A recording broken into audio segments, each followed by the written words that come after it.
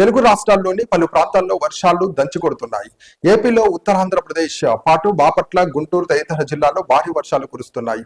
తెలంగాణలోని హైదరాబాద్, నిర్మల్, కామారెడ్డి, సిద్దిపేట, నాగర్ కర్నూల్, వనపర్తి, ఖమ్మం తదితర ప్రాంతాల్లో వర్షాలు కురుస్తున్న నేపథ్యంలో వాగులు, వంకలు పొంగి పొర్లుతున్నాయి. రహదారులు జలమవుతున్నమయ్యాయి. ప్రజలు అప్రమత్తంగా ఉండాలని అధికారులు సూచిస్తున్నారు.